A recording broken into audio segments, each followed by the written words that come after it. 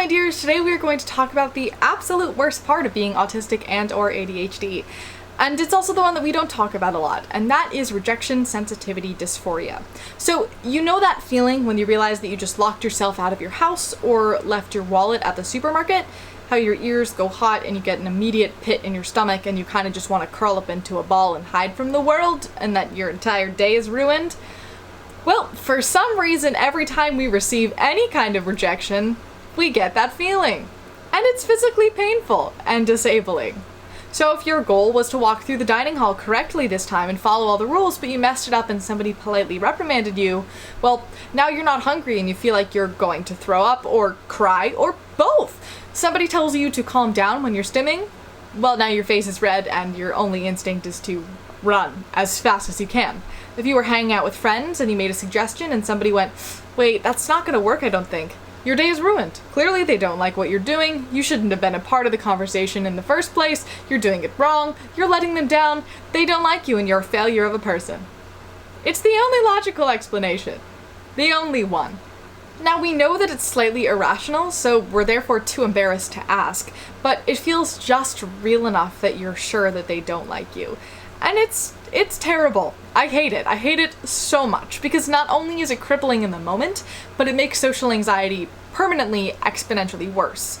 Next time they ask you to hang out, you don't. And that's if you got up the guts to go the first time, which is rare. And since we know that this is going to happen, we anticipate rejection and we do everything that we possibly can to avoid it. But on top of that, we tend to struggle more with things that come easy to neurotypicals, which means that we typically get more correction than neurotypicals, which can make this situation even worse. And this is why a lot of neurodivergent people become people pleasers and overachievers, and others just stop trying altogether because, well, what's the point? And I cannot express how disabling this can be. For example, I had an internship where I spent a few hours working really hard on researching grants, and my boss replied saying that I missed the fine print and that none of them were going to work, which anybody would be frustrated by, and I'm the kind of person who goes, okay, and then tries again. But at the time that happened, I was exhausted and I'd worked so hard on that research that my RSD kicked in, and for the rest of the internship, anytime my boss's name popped up in my inbox or notifications, I would feel just complete and utter terror, and I couldn't make it go away. And it made the whole rest of the internship very difficult. And this can also happen in classes. If early on in the semester the professor says something offensive or ableist, which happens far more in the field of psychology education than you would expect, or I try to participate in a conversation and it doesn't go too well, my fight or flight is up every single time that I walk into that classroom. And I can try my very hardest to give that class a second chance, but a lot of the time I can't. My brain just decides that it's a trauma thing and it dissociates for the rest of the semester. And that's not helpful. And now at this point you may be thinking, Sydney, aren't you an actress? Do you really think that that's the best field for you to be in? And it's not. If you want to learn more about how horrifically inaccessible the field of theater is for neurodivergent and disabled people, please check out my video from last week, which is linked in the card over here. It's a really important conversation to be had. I don't think it's happening enough. But as I mentioned in that video, on one of my first days of one of my first acting classes, I was told by the professor that theater isn't made for people like me. And then the professor spent a lot of the semester teaching things in a way that I physically and mentally couldn't do, because when it comes to acting, neurodivergent people tend to learn through trauma the things that are taught in acting school, and then the things that come naturally to neurotypicals are things that we aren't taught, and they're the things that we need to learn. So we're just wrong on both levels. Can we crush it on stage? Absolutely. We're some of the best actors and actresses, but the whole education bit that gets us there tells us wrong every single day. And now if we put that in context with rejection sensitivity dysphoria, it's not surprising how few openly neurodivergent people are at high-level theater, because we don't make it through the training.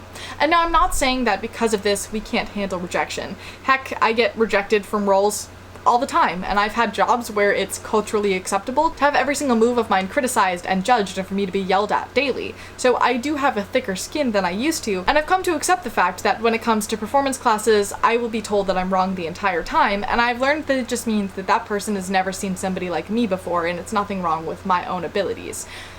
And I've learned that I won't get a lot of roles, because statistically that's reasonable and that's what this career has set me up for. But the things that I can't have a thick skin about are these social ones. The ones where somebody brushes off a joke that I've made, or tells me to calm down, or gives me the side eye, or even when somebody's mad at me, or even when they just look at me with a straight face, which means they're anywhere in the not happy category, and my brain just goes, yeah, they must be mad at you. Everything is your fault. Now, I'm a lot better now than I was, because I have this really cool thing that took me a long time to build called self-confidence, but it still hits hard nearly every single time, and I still struggle. Now, I don't really have any solutions for this. Well, having all neurodivergent friends is actually a very helpful solution, and I highly recommend, but it's also very difficult to swing. But to those of you who think that we overreact to things, this is why. So please be kind and patient and understanding that we struggle with this. Even a disapproving tone can trigger it. And when it comes to teaching or disciplining or any of the above, try your hardest to keep this in mind, make those things positive and constructive, and let us know that it's okay that we have messed up. It might still make us ache, but it'll hurt a lot less than you telling us angrily that we were wrong and leaving it at that. Because, well, a lot of the time we don't understand why what we were doing was wrong, because it's logical to us, but it may be illogical to you. So a lot of times it's not even wrong, it's just different. And for those of you who struggle with rejection sensitivity dysphoria, first of all, I hope that having a term for it is a helpful way to know that A, you're not alone in this, B, you're perfectly normal, and C, your brain is just hypersensitive to rejection, so now when you feel that way, you can just remind yourself of that, and that might make you feel a little bit better. A few other reminders that are important is that most people aren't scrutinizing everything you do. Everyone doesn't secretly hate you. You're not a bad person for the mistakes that you've made. They're just mistakes. The people in your life genuinely want to be there, and your intrusive thoughts aren't true. So many neurodivergent people apologize. All the time. The amount of conversations that I have had with you lovelies where you've said sorry for rambling, or sorry for taking up your time, or felt the need to over-explain things to make sure that you're understood, or when I don't respond to your message for a couple moments, quickly send several texts apologizing if you've offended. And it's okay. It's a survival mechanism, and I sure as heck do it too, but you don't need to apologize for existing. You're allowed to take up space. You're allowed to tell me your thoughts. It's not a ramble, it's you going through a thought process. You're all lovely and kind people, and if something offends me, I will say it, and things very, very rarely offend me. Also, I frequently forget this, but if somebody has seen your message and not responded, it doesn't mean that they suddenly hate you. It means that they've probably left their phone screen on when they've gone to pee. You're okay. You don't need to apologize. You are meant to exist and take up space. The world wants to hear your ideas and see the way that you see. And if confidence is hard for you because you're afraid of rejection, create a character of yourself who is super confident and play that character for a few days, just to see what happens. You may just surprise yourself. Anyway, thank you for listening. Thank you for learning. Know that you, my darling, are worthy of this world and worthy of taking up space. And remember that your story isn't over. It has only just begun. Take care of yourselves, and I look forward to seeing you in the next one.